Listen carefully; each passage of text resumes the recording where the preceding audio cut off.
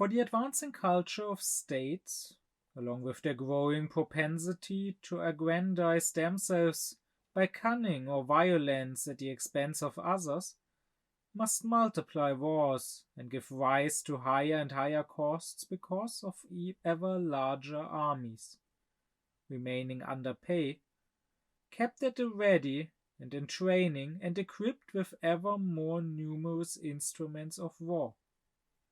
Meanwhile, the price of all necessities constantly rises, so a corresponding increase in the metals representing them cannot be hoped for. Moreover, no peace lasts long enough for the savings during it to catch up with expenditures on costs for the next war, and the invention of a national debt against this, though certainly an ingenious expedient, is in the end a self-defeating one. Hence, impotence must eventually bring about what good will ought to have done but did not do, that each state becomes so organized internally that it is not the head of state, whom war really costs nothing, since he wages it at another's cost, namely that of the people, who has the decisive voice as to whether there is to be war or not, but instead the people, which pays for it. Admittedly, this necessarily presupposes the realization of that idea of the original contract. For the people will not readily put itself in danger of personal poverty, which does not touch the head of state, out of the mere desire for aggrandizement, or because of some supposed merely verbal offense. And thus, posterity too, to which no burdens not incurred by it will be shifted, could always progress to the better even in the moral sense, without love for posterity having to be the cause of this, but only the self-love of each age. Such progress being possible because every commonwealth, unable to harm another by force, must have recourse only to right and has grounds to hope that others similarly constituted will come to its assistance in this. Immanuel Kant. To Kant, all public right serves one task only. By public right, he means the right, the justice, the laws that are, public, that are based on publicized laws, publicized rules, that are based on a sort of social contract, that have institutions behind them, which enforce them. And without such a public law or public right, what we have is the state of nature, which is a state of constant injustice. It is a state of war of all against all. And the one job of public right is to end this, is to create perpetual peace. And peace is not created by everyone holding hands and singing Kumbaya. Peace is created through justice. What justice means, I discussed in a previous lecture on the topic of justice. To Kant, justice means that it is always about the mine and yours, as he calls it, so about property. And the public justice means, as the old Roman saying says, suum quicque tribur, give to each his own, which Kant interprets as give to each a guarantee that what is his is really his and will remain his, that his property is secure, so that he does not have nothing and feel he has to take from others. He has something, he has enough to live by. And even if he greedily wants more and wants to take from others what is theirs, if there's public right, if there are institutions enforcing the laws, then this can be prevented. or if it happens, it can at least be punished, which hopefully would contribute to preventing it from happening again in the future. So public right should create laws that give to each their own, should establish some sort of neutral court so that conflicts don't have to lead to fighting, to war, but rather they can be resolved peacefully. And thereby, a state of justice is a state of peace. Now, this public right in general has 3 levels, as I explained in previous lectures already. There's the level of states' right first, then there's the right of nations, and lastly, there's the cosmopolitan right. The state right I have discussed in several lectures over many weeks, over several months. The state's right is there to create perpetual peace between individuals within one state. There are several questions to ask here. What is the task of the state? How should criminals be punished? Most of all, how should the state be governed? Which, according to Kant, can happen in a despotic or in a republican manner. And I gave a lecture about the difference between despotism and republicanism. Basically, in the republic, you are ruled by, you have the rule of law, not the rule of man. You are therefore protected from arbitrary choices of the ruler. While in despotism, you are a helpless subject subjected to the ruler's arbitrariness. And in despotism, you are ruled by a particular will, not necessarily of one singular individual. It could also be the will of a group or even the will of a majority in a despotic democracy. But it is always a particular will that is forced upon the others, while in a republic, it is really the universal will. The laws represent the universal will of the people. Now, states right I discussed, and in the last 3 lectures I gave, I discussed the right of nations, or the international law, whose task it is to create and retain perpetual peace, not between individuals, but between states, between nations. Because here, once again, you can look at it as those nations right now being in the state of nature with one another, in a state of lawless anarchy where we just have the right of the strong. And I explained in one lecture that in such a condition, even inwardly civilized people outwardly will act as barbarians towards others. I explained in another lecture how to end this, how to create perpetual peace. According to Kant, again, we need the rule of law. We need some sort of social contract and some sort of higher institution, which to him should not be a world state, but a federation of nations, which again would have a court to resolve conflicts peacefully, and which would enforce peace. So if one nation were to start wars, whether a member of the federation or even if there's a non-member, so ideally the federation should include all states, but if there was a non-member also starting a war, they would, well, the result would be the whole federation turning against them. And since everyone would know that this would be the consequence, they would probably not start wars in the first place. Well, in my last lecture, I talked about how we get from this lawlessness between the states, with its barbarism, to this federation of nations that enforces peace by creating justice, by giving to each nation its own.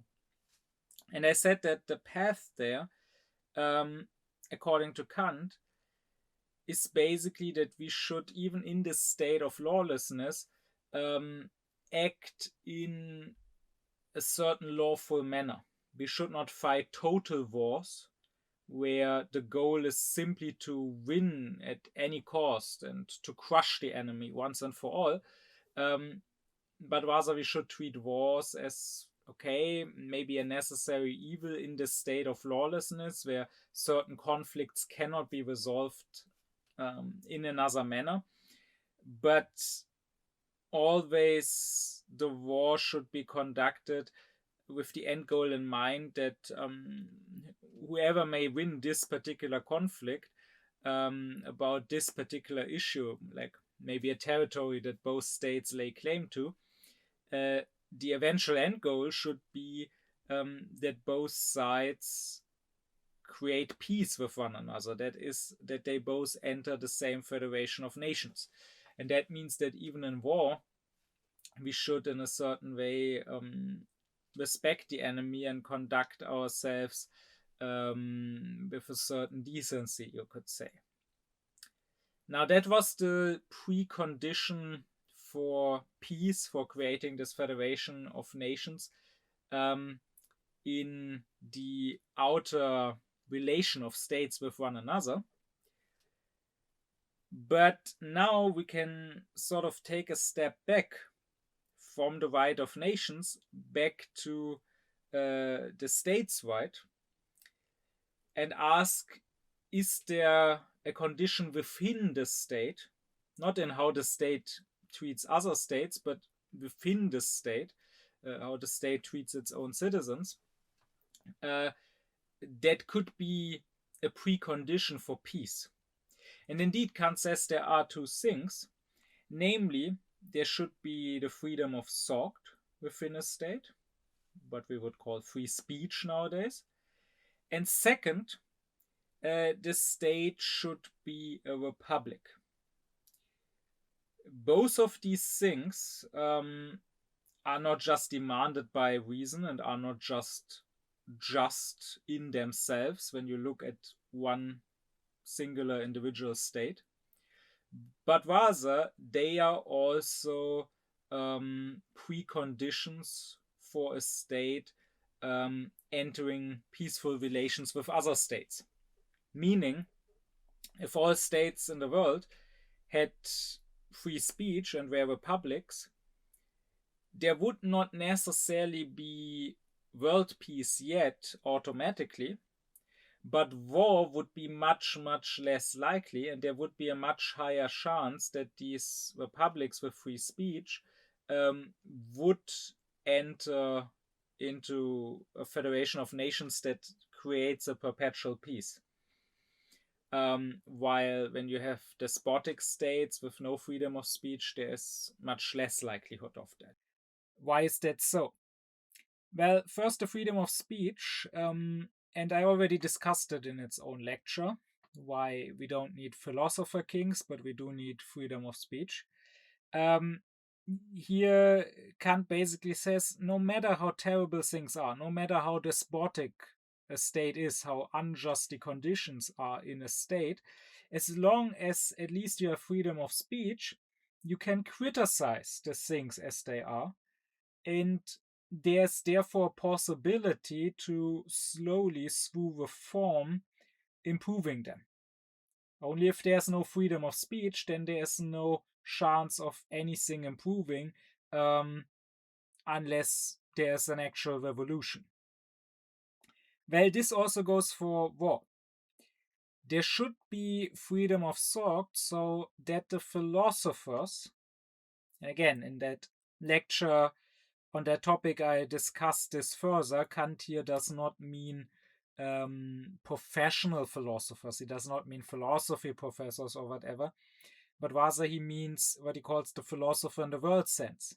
That is the sage, the wise person, the person who uses his reason to think about the final purpose of humanity, which could be anyone, no matter what his day-to-day job is.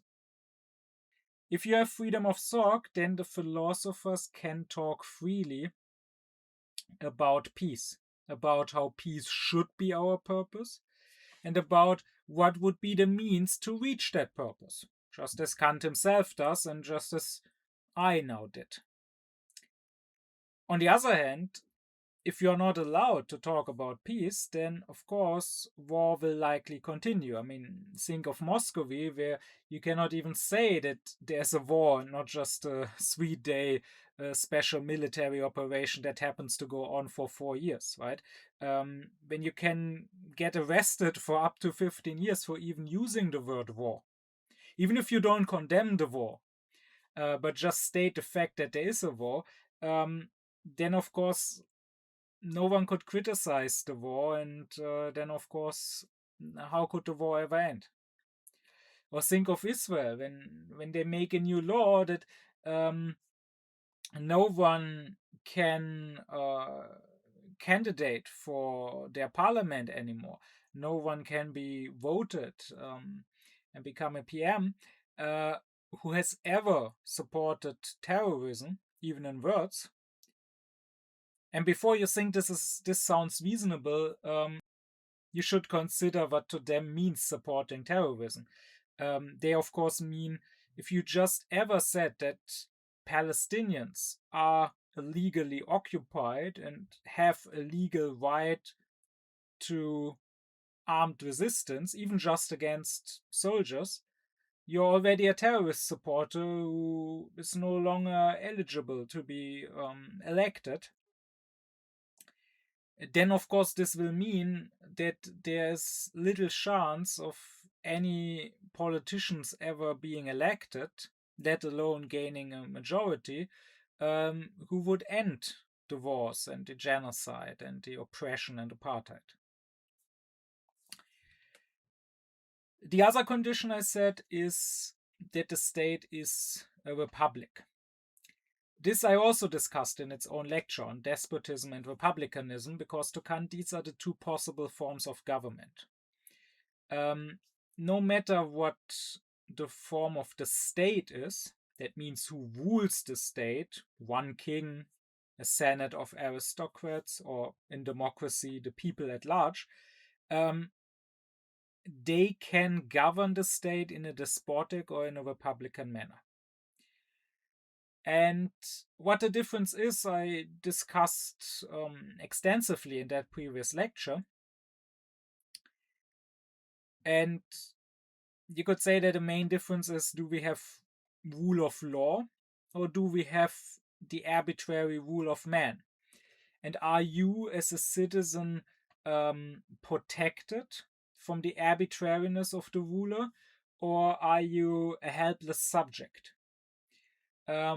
Is the state being governed in the interest and according to the will of its citizens, or according to the private will of the ruler? No matter if it's a single king or a bunch of aristocrats, or even if it's the majority of a people. There can also be a democratic despotism. But there was one aspect I left out in that lecture, and that is that to Kant, a main difference between despotism and republicanism is that in despotism, the ruler, the sovereign despot, like the king, can just declare war without having to ask anyone for permission. While in a republic, war needs to be declared by the people. So even if the republic still has a king, and to Kant, republic does not mean having no king, even though the word, of course, often is used simply in that sense, that every state without a monarch is a republic. No, a republic could have a king if the king could not declare wars without people voting on it, rather either the people as a whole or maybe the parliament. If the monarch needs the permission of the parliament to go to war, then the state is republican. If he can just declare war on his own, then it is despotic. So this to Kant is what matters mainly. So for example, in his day, he's saying that Great Britain still has an absolute monarch that governs despotically. To him, there's no big difference to, let's say, the French or the Prussian or the Austrian or the Moscovian monarch. He says, sure, the British, they do have their parliament, even back then, but he says that is largely a farce, because the king is giving out offices and honors and money, and thereby he can buy the votes however he wants. And so in important matters, in matters of war, the parliament votes as the king wants. And so essentially the king is still an absolute monarch, just one that veils his absolute power more than, let's say, the French king. Of course, that goes for Kant's day. I don't think that he would say that today the British king is still an absolute monarch, but back then he was, according to Kant. And the reason why, to Kant, this is a main difference between the republic and the despotic state is that he says, well, in war, all the forces and the resources of the state must be at the absolute disposal of the sovereign, of the leader of the state. And therefore, if that leader himself can always choose whether there is or isn't war at any given moment, then that means that essentially at any given moment all the forces and the resources of the state are at his absolute disposal. If he says, okay, there's peace right now, then he just chooses to not use these forces and resources right now. But if he could declare war without having to ask anyone else's opinion, then he could at any given moment put himself in the position to have this absolute power, and that means that he already has the absolute power. So therefore, if the state is to not be despotic, is to be republican, there needs to be a vote by the people or by the people's representatives on the war. This is actually a point that can help you better understand why, to Kant, the form of government is much more important than who is the ruler, and why, to Kant, he's not as obsessed with democracy as we are today. To him, the important point is not so much do we have one ruler or are all the ruler, but rather is the state despotic or republican? And he would say that in many of our current democracies, okay, sure, there's democracy, people vote on who gets to be in charge, that's nice, but at the end of the day, the system is still despotic. And to Kant, what matters is not so much, because to him despotism is not the same as tyranny necessarily, it's not so much are the people being oppressed and feeling the oppression. Maybe a despot can even be benevolent, or at least he can be rather liberal, letting the people have some liberties. But at the end of the day, if the guy in charge can just declare war by himself, then no matter how oppressive his rule feels or doesn't feel, it is still a despotic rule. Just look at the US right now. Trump could just start a war with Iran without having to have the approval of the Congress. That's despotism to Kant. Even if Trump was voted into office, it is still despotism. And Kant criticizes how the monarchs of his day conduct wars like they conduct hunting parties, he says. Like it's just a game or a hobby to them. Because, of course, a despotic monarch has a lot to win, right? If he wins the war, then the spoils, the conquered territory go to him, and he has little to lose because he's not the one dying in the war, right? I mean, now with the war in Iran, there have been such hashtags like draft Baron, right? People demanding that Trump's son be drafted and sent into the war. But of course, that's not going to happen. I mean, this whole family has never fought for their country because they are not patriots. They are a family of selfish traitors, right? Trump himself is known for having dodged the Vietnam War. And so that's also the reason why no patriot ever voted for Trump, but only people that want a selfish leader because they themselves are selfish, because they don't want to serve their state. They see their state as loot, and they want a leader that promises them part of the loot. I discussed that in my lecture on what is patriotism to Kant. But to him, the point is why a republic would better serve peace if the people themselves get to vote on whether to go to war or not.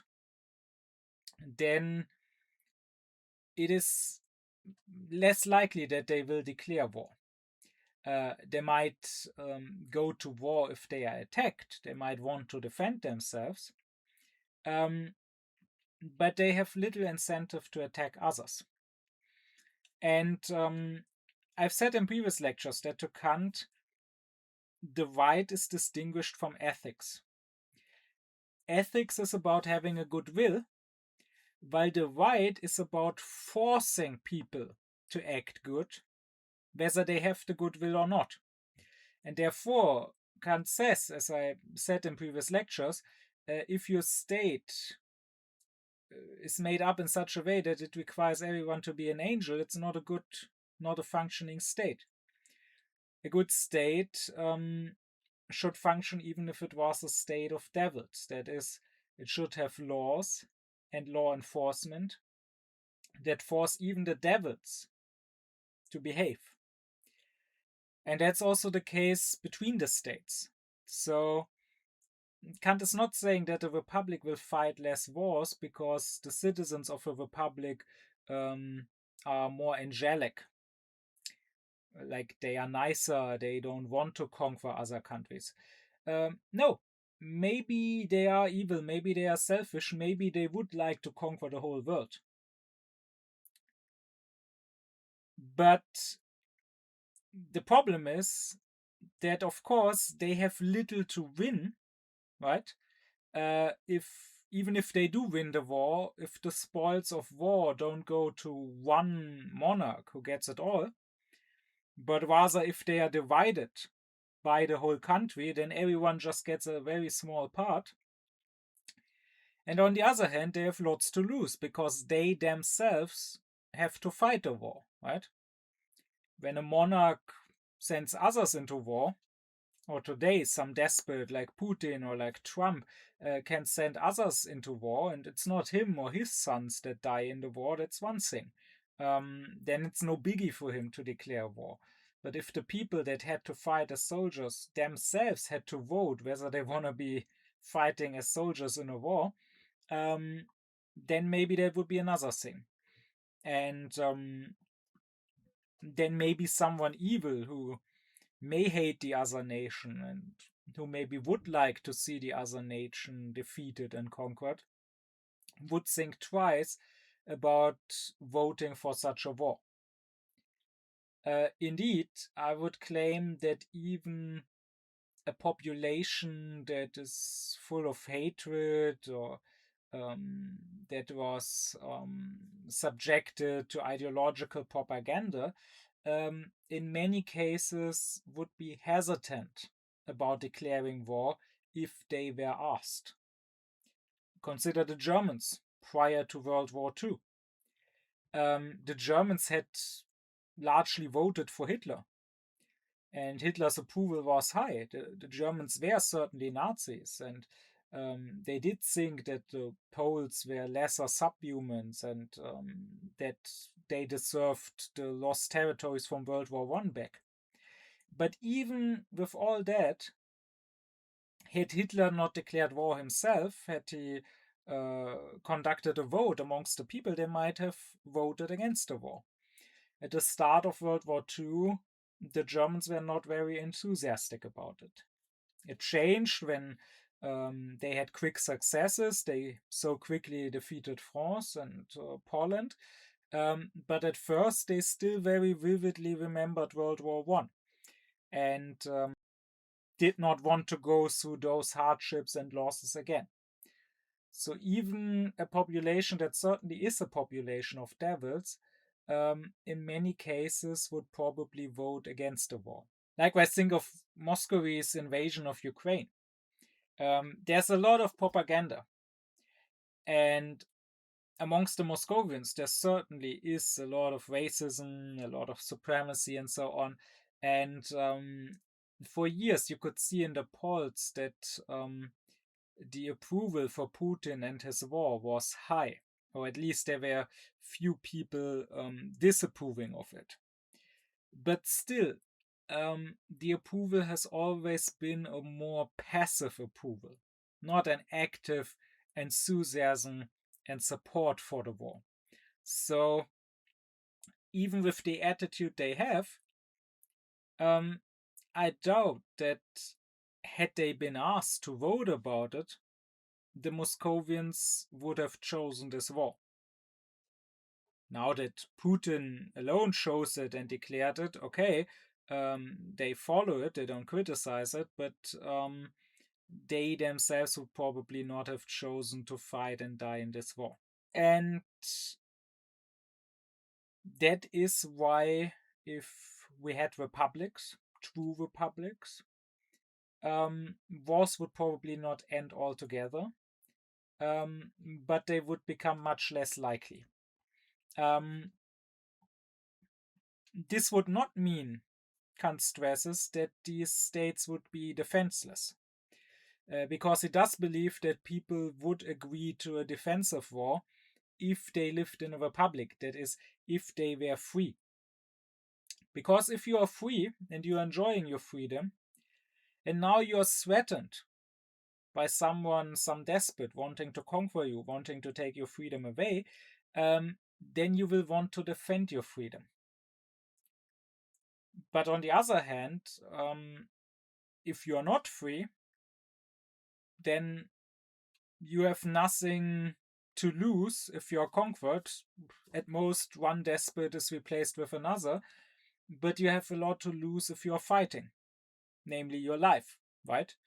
That's why we can see people that have to fight for despots. Such an army can break down quickly, right? We recently saw that in Syria, where Assad's army didn't really fight to protect his rule, but rather threw away their weapons and ran away, right? Likewise, some years prior, the Iraqi army, when they were attacked by Daesh, because what these people were supposed to defend was not worth so much. So it was not worth enough for them to lose their lives over.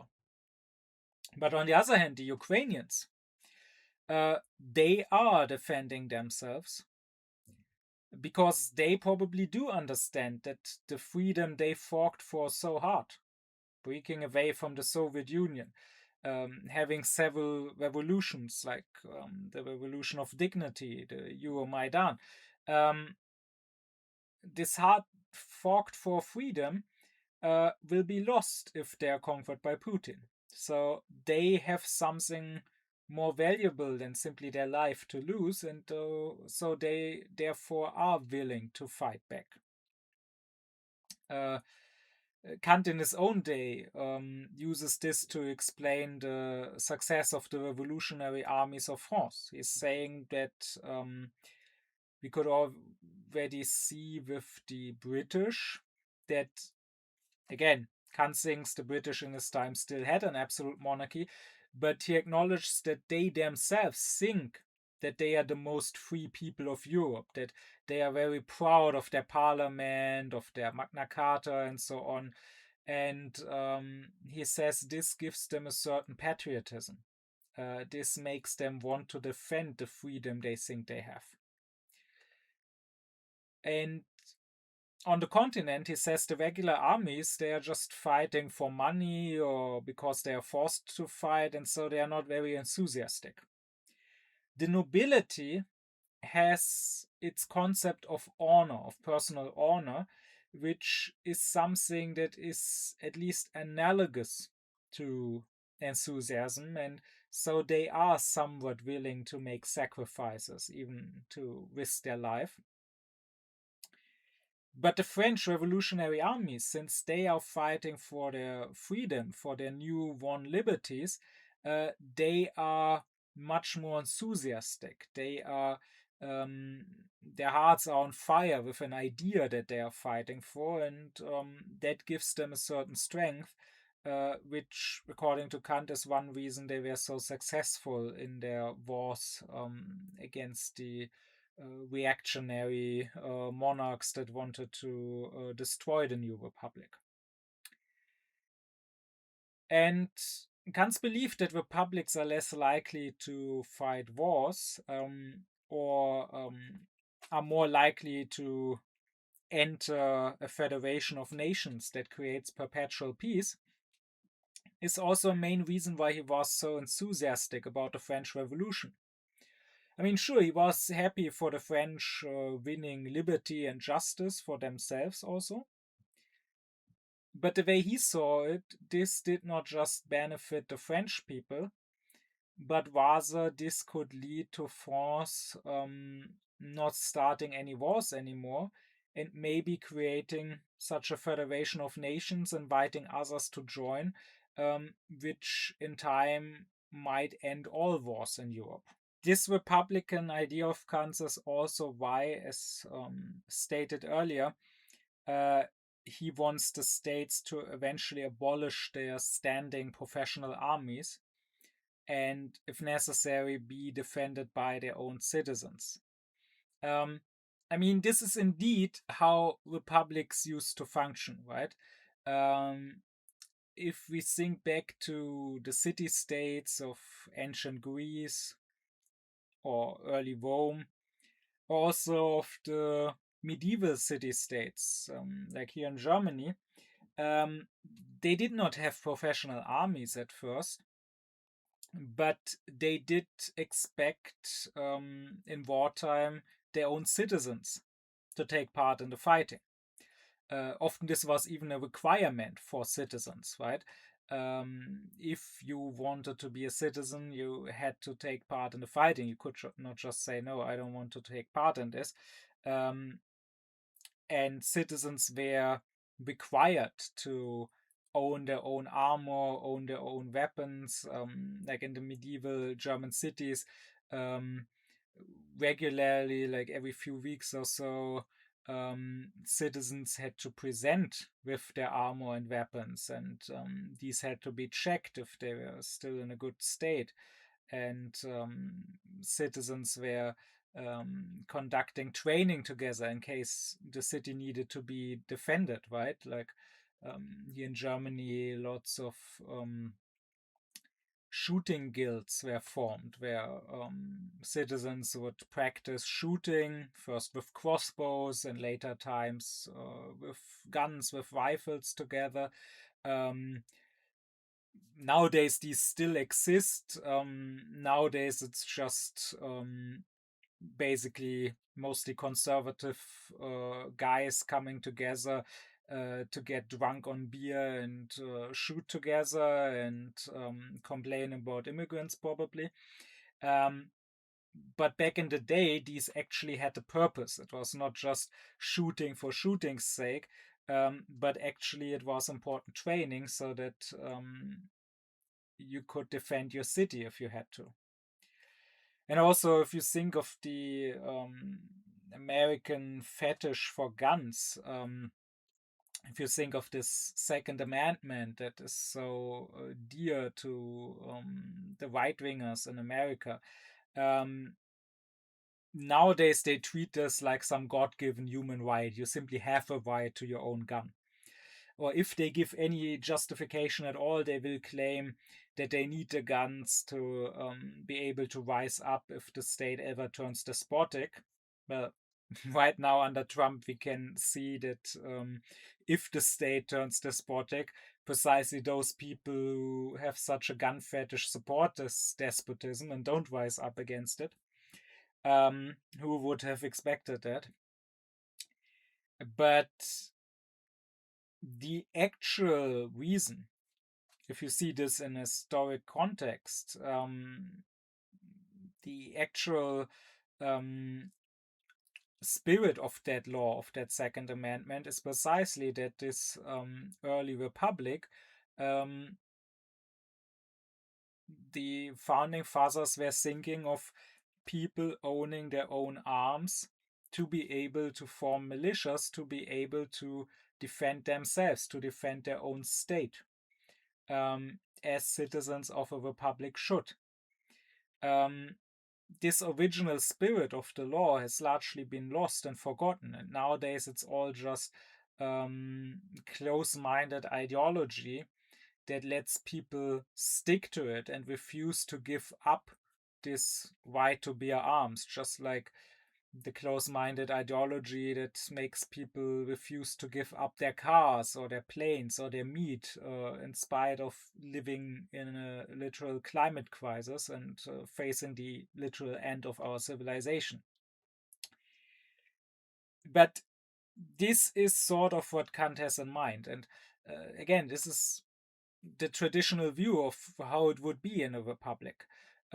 These professional armies, they are a modern thing. They are largely an invention of the absolute monarchs.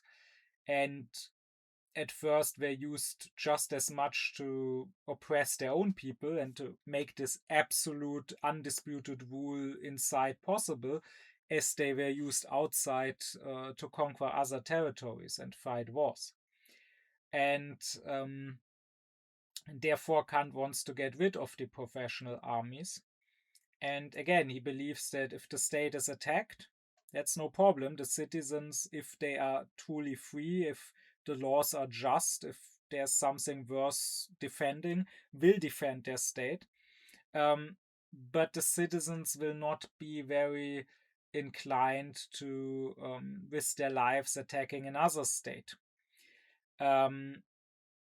Indeed, it is much more easy to send an army of paid professional soldiers into war if it's the citizens themselves. If everyone gets drafted, people might protest against being drafted. And if not them, then maybe their loved ones, their parents, don't want their sons to die in war, right? Even a despotic regime has to think twice about drafting its people. I mean, you can see that again with Putin, who takes care not to draft too many people from Moscow or from St. Petersburg, because he does not want Moscovian mothers to protest because all their sons get murdered, but rather he is mostly drafting people from smaller villages, from ethnic minorities, or he's getting soldiers from his buddy Kim in North Korea, or he is getting mercenaries from Nepal or from Eritrea, or he's tricking Africans who come to Moscow thinking they get a job there, and then they get sent to the front and are forced to fight there. It's not so easy to draft the whole country unless you're drafting the people to defend their country and its liberties. So here we can clearly see once again that our modern Western democracies are not republics in the sense of Kant. I mean, it has been noted that these democracies tend to not really fight wars against one another. that wars are fought between two undemocratic states or between a democracy and an undemocratic state. But even those other wars they are fighting are largely possible only because they have professional armies and because often the declaration of war is actually not democratic, it's not republican. The president can often simply declare war without having to have the approval of parliament. With this, I'm at the end of discussing both states' right and the right of nations. Now, there is maybe one criticism you could address Kant with here. If you followed my previous lectures, namely the lecture what is justice, or also the lecture what is right at all and what's the difference between right and ethics, Kant says that ethics is about what's inside of us. It's about our own goodwill. Sure, ethics is also about doing good actions, but out of your own goodwill. So you are making yourself do these good actions. Well, the right is about outer force. The right is also about doing certain good actions, like not stealing, not murdering. But for the right, it doesn't matter whether you actually are a good person on the inside. That is, whether you do these proper actions because you want to do them, or whether you just do them because you're forced to, because there's a police, there's laws, there's courts, and maybe you are an evil person, maybe you would like to murder, but you don't want to go to jail, so you behave yourself. The right is about outer force. And as I mentioned in previous lectures, Kant says that a proper state is one that functions even if it is a state of devils. If you require all your citizens to be angels, that is, to be good in an ethical sense, to have the goodwill, then this is not a well-functioning state, because angels would not even need this state. They would be good without outer force. No, the state, with its laws, with its institutions like police and courts and prisons and so on, the state should function in a manner that even if all its citizens were devils, that is, were evil, did not have a goodwill, were selfish, they would still behave themselves, just as long as they are devils that are guided by self-interest, right? Because if everyone is equal, but you have laws that forbid them on acting evil in an evil manner, and those laws are actually enforced properly, then they will still behave decently. And this principle applies to the right of nations too, right? When it comes to perpetual peace, Kant does not say, let's wait for all nations being nations of angels. No, here actually the criticism of cynics does apply, who sometimes say, oh, there will never be world peace, there will always be war, because war is in human nature, we cannot expect humans to ever be good enough to stop with war. Now, that opinion is pretty superficial and shallow, but there is a point to it. We cannot expect an end to all wars because people will simply be good one day and not want to hurt each other anymore.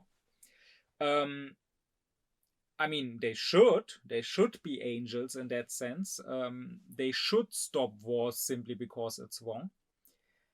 And the fact that they don't and that they won't ever is something that you can despise the human race for, to be sure. But Kant would not wait for people just turning good one day. Rather, he would say, we need to create a global order with this federation of nations, with international law that is actually enforced and not just existing on paper, where even if all nations were nations of devils that wanted to attack one another, by international law they would still be forced to behave. No one would attack because they would know that all the others would then turn on them. And all the others individually would also not attack because they also would not want the others to turn on them. So, with this in mind, you could now criticize Kant and say, okay, sure, if we had functioning international law, if a proper federation of nations, like the one Kant had in mind, not like the current UN, was actually in place, then okay, that could work. We could get perpetual peace, even if everyone was a devil. But the way that Kant proposes to get there, right, sort of voluntarily following certain international laws, even while they are not yet enforced, while there isn't yet a functioning legal global order, not fighting total wars, but fighting in a way that leaves room for peace. Kant says this is the path that would lead to the Federation of Nations and thereby to perpetual peace. But this seems to be something, because, right, there's no force here, it is done voluntarily, that does require people to be angels. And that stuff I discussed in the last lecture, but the same is true for what I discussed in this lecture, that if we say the state on the inside should be a republic, should have freedom of speech, again, it seems that now we are requiring people to be angels. If we are saying, well, with despotic states, there won't be perpetual peace. They first need to improve. They first need to turn good. To this, I can reply that, again, Kant would say, yes, ideally, we should be like angels. We should have the goodwill. So ideally, we should move towards this federation of nations and this international law without being forced. And the fact that we don't is to our eternal shame. But Kant does in fact not believe that it is necessary for this whole thing to succeed, because he believes that nature in a way will force the states to eventually submit to international law, simply because war is too terrible, so that even out of self-interest they will in time adopt international law. This is a sort of trick that nature is playing on us, Kant would say. And indeed, if you look at history, you can find that whenever there was an especially terrible war, whenever things went very wrong, afterwards the states, not because they were all suddenly such good, selfless people, but because they understood that such a war was costly to them too, and they did not want to repeat it, they would always try to create a system, an international order that prevents such a war from repeating itself. And every time it was a bit more successful. Every time we moved a bit closer to a proper order of peace, right? You have the 30 Years' War, which led to afterwards the Treaty of Westphalia and the whole Westphalian nation system. You had the Napoleonic Wars, which led to the Congress of Vienna. And then, of course, you had the World Wars, where after the First World War, there was a first attempt to create a League of Nations. And then, especially after the Second World War, the UN was formed, you had the Convention on Human Rights and so on, the Human Rights Charter of the UN. And so with that in mind, it is not unlikely that if things go south now, and admittedly they are looking worse and worse, those last years in Ukraine, in Gaza, now in Iran, we have seen utter irresponsibility from pretty much all international actors. Some states willfully destroying and completely disregarding international law, while the others just looked on or even applauded and supported it. And things only seem to be getting worse, and people, and I really mean people, like, sure, the politicians, the world leaders on the one hand, but also the people that walk them into power and that keep them into power. People seem hell-bent on moving towards the next catastrophe, towards the next terrible Great War, which of course could still be prevented if we were just a bit better, just a bit more rational. But even if it is not prevented, even if a terrible catastrophe happens, it is at least likely that afterward people would try to get their shit together even more than after the Second World War, and we would again progress a step forward until the next catastrophe, which makes us progress again. It is again very, not just sad, but a reason to despise people, that we always seem to first need a catastrophe to happen before we again move forward a few steps. But at least those catastrophes do push us into the right direction eventually, Kant would say. This is something I will get back to and discuss further much later in another lecture when I get to Kant's anthropology and then to his philosophy of history. I will go back to why Kant thinks that nature itself and that even our self-interest eventually will push us into perpetual peace. Now I'm still discussing Kant's philosophy of right. And right, those are two different topics. The philosophy of right deals with how should things be, what would be just, but not with the question, how can this be achieved, or can it even be achieved? Does human nature allow for that? Rather, that is a question for anthropology, for discussing what is human nature and therefore what will be the history of humankind. For now, I still want to stay within the philosophy of right, because as I said, the public right has three levels: states' right, the right of nations, and lastly, cosmopolitan right. And while I'm done discussing the first two, I want to close off this larger topic of the philosophy of right that I've now spent many months on with one more lecture where I will discuss the cosmopolitan right, which is sort of the human right as such, the global human right that is about how we should deal with people when there isn't yet an established legal order, a sort of contract between us.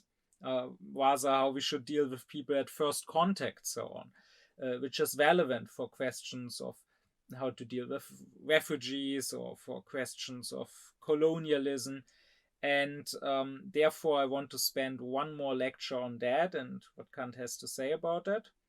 And with that, I will then close off the larger topic of the philosophy of right. My deep thanks be to my supporters: Leo Allmann, Cenk Kubilay Altu, Thomas Doringer, Gernot Klaufen, Benjamin Lehning, Ökobong, Alexander Reuter, Lisa Rinner, Spendierhosenträger, Ron Suhl, as well as to all others who support me and my aufkläring cause.